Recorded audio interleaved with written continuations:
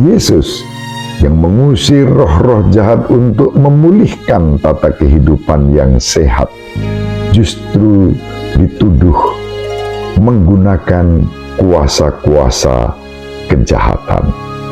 Itu berarti sama saja mengatakan Yesus itu menggunakan ilmu-ilmu hitam untuk menyembuhkan orang-orang yang kerasukan roh jahat. In nomine Patris et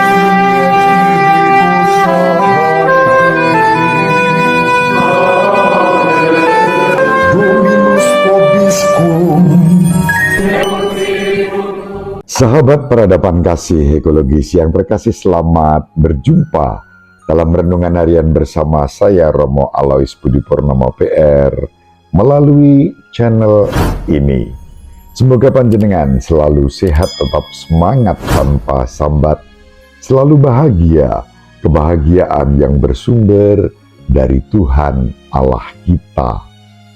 Mari kita awali perjumpaan kita dengan bersatu di dalam doa. Allah Bapa yang Maha Baik, Maha Pengasih dan Penyayang, Engkau telah mengikat perjanjian dengan kami dalam Putra-Mu yang terkasih, Tuhan kami Yesus Kristus. Berilah kami rahmat-Mu agar kami mampu patuh dan setia kepada Putra-Mu, sebab Dialah yang hidup dan berkuasa bersama Dikau dalam persatuan Roh Kudus, Allah yang Maha Esa sepanjang segala masa.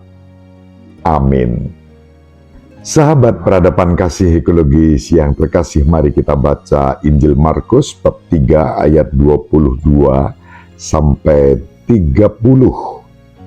Pada suatu hari datanglah ahli-ahli Taurat dari Yerusalem dan berkata tentang Yesus, "Ia kerasukan Beelzebul." Ada juga yang berkata, "Dengan kuasa penghulu setan Ia mengusir setan." Maka Yesus memanggil mereka, lalu berkata kepada mereka dalam perumpamaan, "Bagaimana iblis dapat mengusir iblis? Kalau suatu kerajaan terpecah-pecah, kerajaan itu tidak dapat bertahan. Dan jika suatu rumah tangga terpecah-pecah, rumah tangga itu tidak dapat bertahan. Demikianlah juga kalau iblis berontak melawan dirinya sendiri. Kalau ia terbagi-bagi, ia tidak dapat bertahan. Malahan sudah tamatlah riwayatnya. Camkanlah, tidak seorang pun dapat memasuki rumah seorang yang kuat untuk merampas harta bendanya, kecuali kalau ia mengikat lebih dahulu orang kuat itu. Lalu barulah ia dapat merampok rumah itu. Aku berkata kepadamu, sungguh semua dosa dan hujat anak-anak manusia akan diampuni, ya, semua hujat yang mereka ucapkan.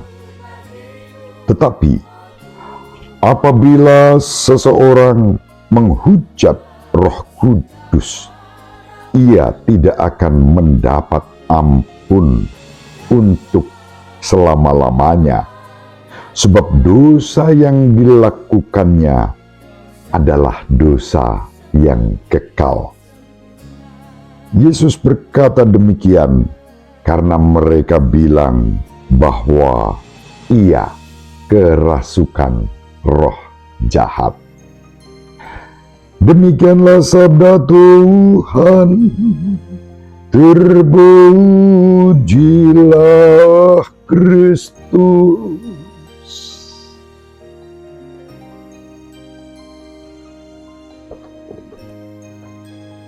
Sahabat peradaban kasih ekologis yang terkasih, Injil yang diwartakan kepada kita pada hari ini pertama-tama mengajak kita berjumpa dengan Yesus yang menguasai seluruh tata kehidupan ini dengan kasih, kebaikan, dan kedamaian.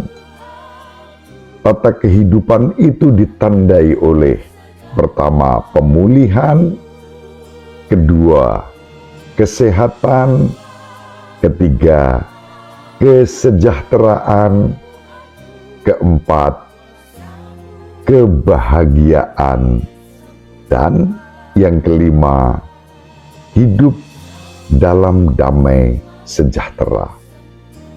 Itulah buah dari seluruh karya Yesus yang baik. Tata kehidupan yang rusak karena kejahatan dan dosa dipulihkan menjadi tata keselamatan. Sahabat peradaban kasih ekologis yang terkasih, sayangnya kehidupan yang dibangun oleh Yesus seperti itu tidak membuat para pemimpin Yahudi terbuka. Mereka justru menuduh Yesus menggunakan kuasa Beelzebul. Beelzebul itu rajanya kejahatan. Yesus yang mengusir roh-roh jahat untuk memulihkan tata kehidupan yang sehat, justru dituduh menggunakan kuasa-kuasa kejahatan. Itu berarti sama saja mengatakan Yesus itu menggunakan ilmu-ilmu hitam untuk menyembuhkan orang-orang yang kerasukan roh jahat. Sahabat peradaban kasih ekologis yang terkasih, disinilah lalu kita berjumpa dengan Tuhan Yesus Kristus yang menegaskan bahwa kuasa itu berasal dari Allah, berasal dari Roh yang memulihkan, yang menghidupkan, yang menguduskan, dan membuat hidup kita diberkati. Maka Yesus kemudian menggunakan satu perumpamaan untuk menangkal tuduhan mereka. Tidak mungkin menggunakan kekuasaan kejahatan untuk melawan kejahatan. Karena itu berarti sudah terjadi keterpecahan. Disinilah kita berjumpa dengan Tuhan kita Yesus Kristus yang mengutamakan keutuhan, kerukunan, persatuan, persaudaraan, perdamaian. Tidak perlu kita menjadi terpecah belah karena kepentingan-kepentingan pribadi, karena prasangka-prasangka buruk, karena kecurigaan-kecurigaan yang kita kembangkan terhadap orang lain, apalagi terhadap Kristus sendiri. Sahabat peradaban kasih ekologis yang terkasih, pada titik ini kemudian Yesus menunjukkan kebiasaan-kebiasaan dunia yang dipenuhi kebencian dan hujat, termasuk hujat terhadap Sang Pencipta, terhadap Kristus sendiri. Yesus mengatakan, hujatan-hujatan itu tidak seberapa dibandingkan kalau orang sudah menghujat Roh Kudus. Ketika orang menghujat Roh Kudus, dia dibelenggu oleh dosa kekal. Mengapa? Sahabat peradaban kasih ekologis yang terkasih, Roh Kudus adalah roh yang membimbing kita untuk kebaikan, untuk kekudusan, untuk kerukunan, untuk kedamaian dan kesejahteraan. Maka ketika orang menghujat Roh Kudus, berarti orang tidak lagi terbuka pada bimbingan roh menuju hal-hal yang positif, hal-hal yang baik. Ketika orang sudah menutup diri terhadap kuasa Roh Kudus, maka yang bersangkutan tidak akan bisa bertumbuh, berkembang, apalagi berbuah di dalam roh dengan buah-buah roh yang menyertai kehidupan kita. Damai sejahtera, sukacita, kerendahan hati, kesucian, kedamaian. Semua itu tidak bisa dialami karena orang tertutup pada bimbingan Roh Kudus. Contoh paling sederhana, Roh Kudus membimbing kita untuk pertobatan dan perubahan. Ketika Roh menggerakkan kita untuk pertobatan dan perubahan ke arah yang baik, dan kita menolak untuk mendengarkan bisikan Roh Kudus, maka pertobatan itu tidak akan pernah terjadi. Dan dengan demikian menghujat Roh Kudus, berada dalam belenggu dosa yang kekal.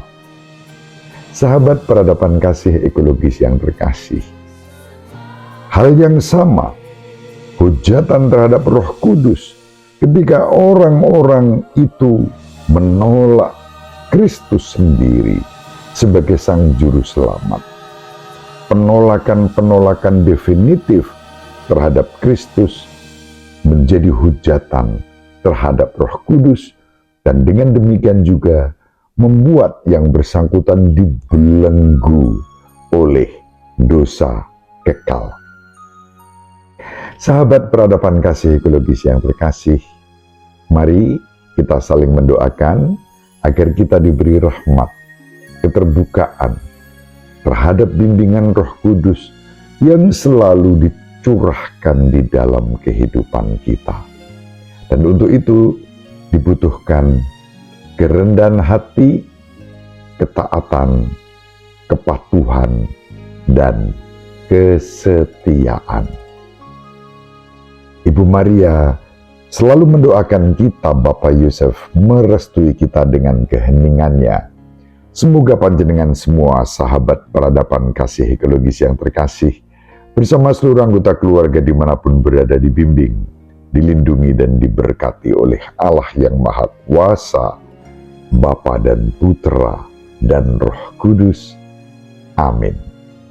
Terima kasih, salam sehat, tetap semangat tanpa sambat, selalu bahagia, kebahagiaan yang bersumber dari Tuhan Allah kita. Salve, shalom, salam sejahtera, berkah dalam.